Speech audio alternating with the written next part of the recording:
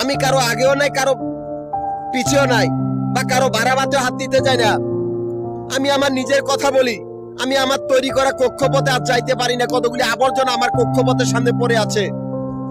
এজন্য আমি আমার কথা কই। আমি যদি কাউরে গালি দিয়ে থাকি, গালিগুলা কুকুরদের দিয়েছি, অমানুষ যারা প্রতারক, যারা অন্যের ব্যবসা প্রতিষ্ঠান দখল করে থাকে।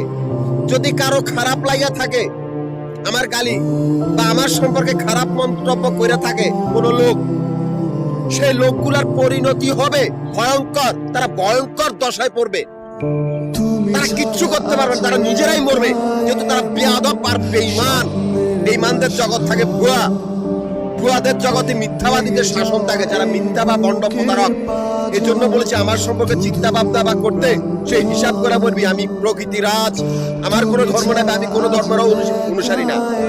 আমি আমার কক্ষপথ তৈরি করেছি, সেই কক্ষপথের গুটি ছেড়ে দিছি আকাশে, নাটাই তুই আইছি কক্ষপথের দ্বারে, নাটাই আর ধরতে পারি নাই।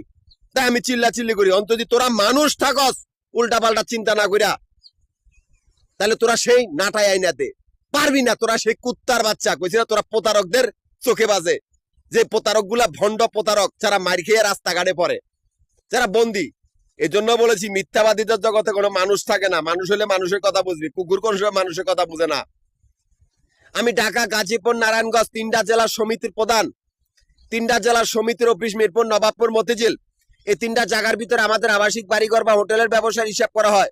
এখান থেকে আমার অ্যাকাউন্ট চলিতেছে। অথচ সেই মাফিয়া কুত্তার দল যারা ব্যাংকের পায়খানার টাঙ্কির ভিতরে, ওদের সাহসটা এত কিভাবে হলো যে ওরা ব্যাংকের বাইরের ব্যবসা দখল করে, তাও আমার সমিতির সদস্যগুলারে খুন করছে, তাও আমার কাগজপত্র চুরি করে আমারই ব্যবসা প্রতিষ্ঠান ব্যাংকের বাইরে, সেই ব্যবসা প্রতিষ্ঠানগুলোর সামনে আর ক্যাশ কাউন্টারগুলোর সামনে আস্তানা করেছে যাতে আমি না যাই। এমন একটা পরিস্থিতি করছে সে জায়গাতে হিবিজিবি বানা রেখেছে যাতে আমি না যাই। সে বান্দির পুতগুলা ব্যাংকের বাড়িঘর গুলার ভিতরে বানিয়েছে সন্ত্রাসী আস্তানা। ব্যাংকের ভিত্তে কোনো ওদের অস্তিত্ব আর কর্তৃত্ব নাই, অথচ তারা ব্যাংকের বাইরের ব্যবসা দখল করতে চায়। সেই জায়গাতে অস্তিত্ব আমি রাখিনি। আমি আমানত দিয়ে দিয়েছি, ব্যাংকের দিয়েছে অল উপজাতি ডিফেন্স, যারা টাকায় বিক্রি হয় না, খালি কুত্তার মতো মারার বাহিনী। আর ব্যাংকের বাইরে দিয়েছি অল জনগণ, তারাও টাকায় বিক্রি হয় না। এটাই বাস্তব। আমার নাম কেউ ক্ষুণ্ণ করতে পারবি না। যদি কেউ উল্টা পাল্টা চিন্তা করো, তার পরিণতি হবে নিকৃষ্ট পাগলা কুকুরের মতো হইয়া মরবি।